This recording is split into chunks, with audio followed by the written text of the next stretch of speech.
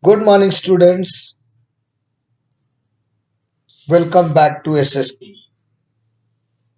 Previously, we have seen block number 10 about Mahatma Gandhi. Block number 10, we have learned about Mahatma Gandhi. Who was he? How he came? What was he? And how he joined the freedom fight.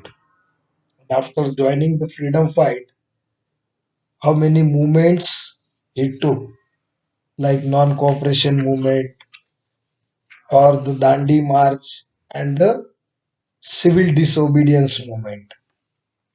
Now, moving forward, we'll see the freedom fighters. Last, we have seen the activist and extremist. Now, here in detail, we are going to study about the chapter that is India's independence. Previously, we have learned how Mahatma Gandhi ji came into freedom fight using his methods of ahimsa and satyagraha. Many people of India were attracted towards him, and now he was as a leader. People were looking him as a leader, and under his leadership, so many protests and movements took place. Now, here during this period where Gandhiji was following non-violence or satyagraha, the same time there were some other freedom fighters also. Revolutionary freedom fighter. After division of INA, that is Indian National Congress, one group who believed in non-violence followed Gandhiji, and the second group was a revolutionary freedom fighter, where they used arms and used a violent method to fight against British. Although their ways were different, the one way was violence, the second way was non-violence, but both of them had a common goal. Their vision was common, and it was to make India free.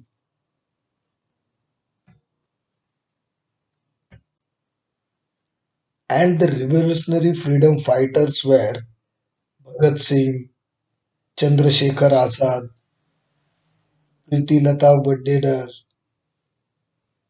Kudiram Bose, Netaji Subhash Chandra Bose. These were the revolutionary freedom fighters. Bhagat Singh, who was born in a village of Punjab in 1907, when he saw Lala Lajpat Rai, who died at the hands of the British, he was very upset and wanted to shoot the British police officer who killed Lala Lajpat Rai. But accidentally he killed another officer, instead the one who killed Lala Lajpat Rai. Bhagat Singh raised a slogan, Inqilab Zindabad, that is, long live the revolution. Bhagat Singh, along with the two other revolutionaries, Sukhdev and Rajguru, threw a bomb at a British office building. Although there was no one injured, no one harmed, but still later they were hanged till death. Chandrasekhar Azad, who was born in a village in Madhya Pradesh in 1906, in 1925, he, along with some others, planned to rob a train carrying money belonging to the British government.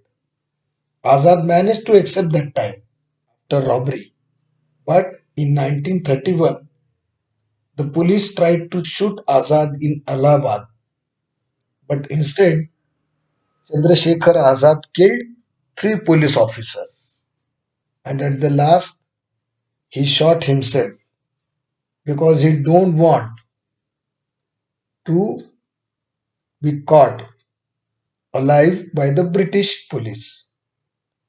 Pritilata, who was born in 1911 in Bengal, she joined a group of people who were fighting for freedom.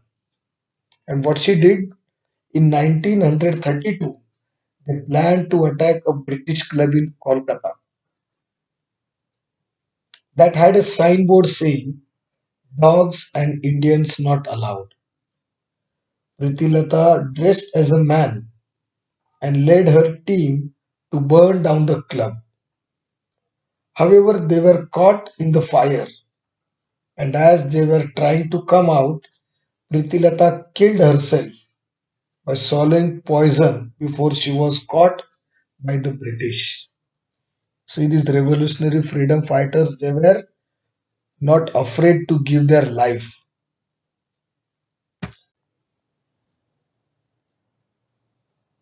There was one other leader also, revolutionary freedom fighter, founded an Indian National Army or Azad Hind Fauj, and he was Subhash Chandra Bose.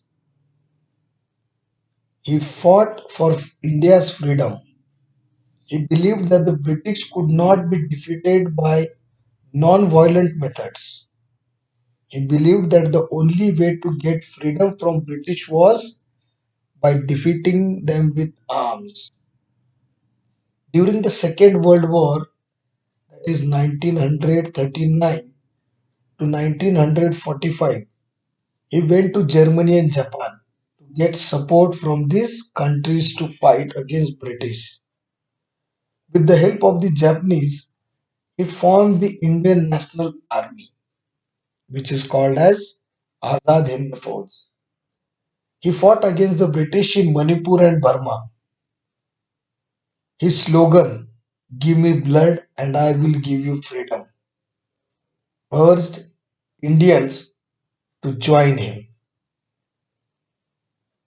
After this, or during this period, Quit India movement also started in a peaceful way. During the Second World War, British forced Indians to take part in the war. The Indians refused to support the war unless they got independence.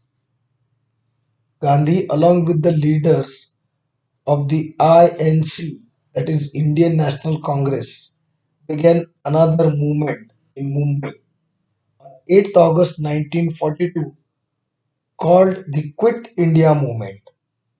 Gandhiji raised a slogan, "Do or die," asking people to continue fighting for independence one last time in a non-violent way. Thousands of Indians joined the movement, which included protest marches and boycott from work. Gandhi also went on the fast for many days. Thousands of people were killed and jailed by British when Gandhi and some Congress leaders were sent to jail by the British.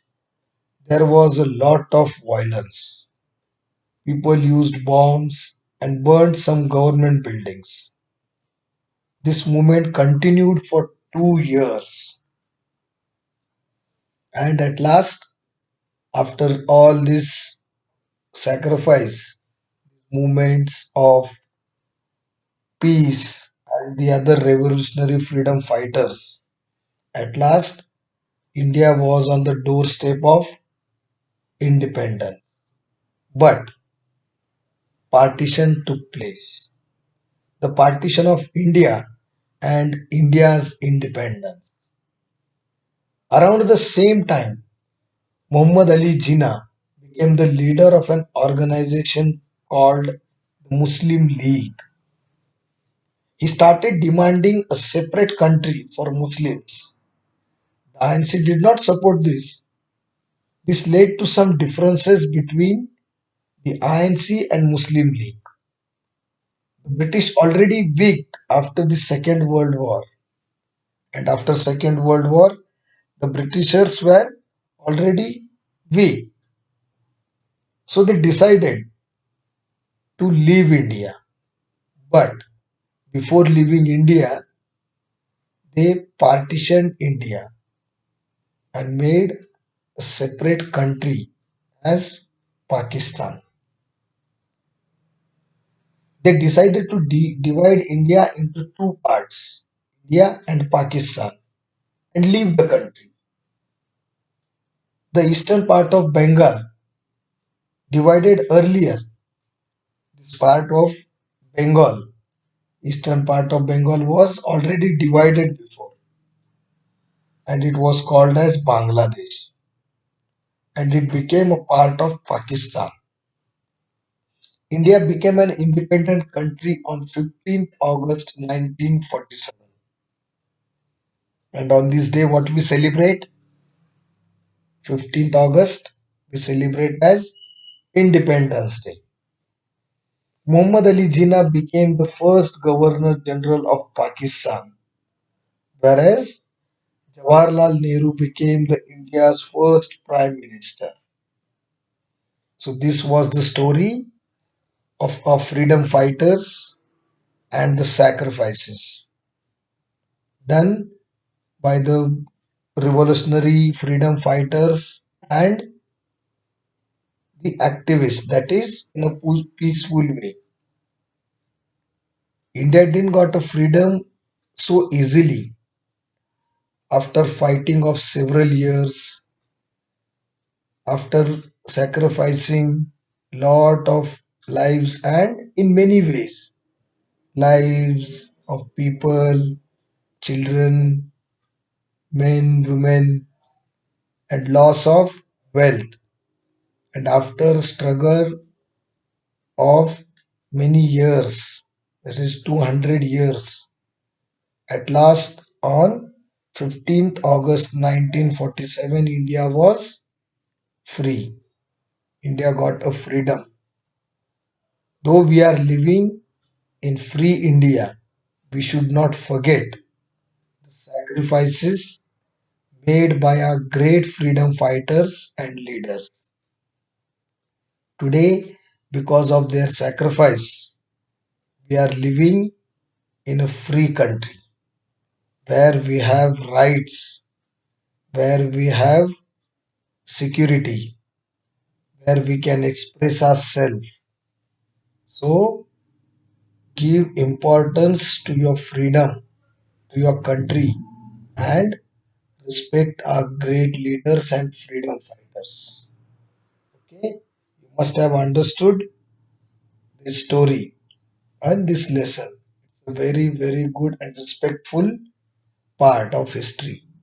So, you are going to read this lesson, mark your doubts, and during online session, we'll clear it. Every time when I send videos, you should listen it very carefully and at the same day go through the content book of that blog. So during online session, you can make out your doubts, clear your doubts and queries. Every lesson is interlinked.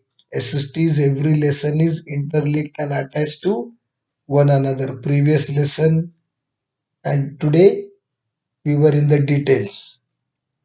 And again next we'll go in more detail. So don't miss any video or online lectures. Then only you'll be able to understand the exact content of SST.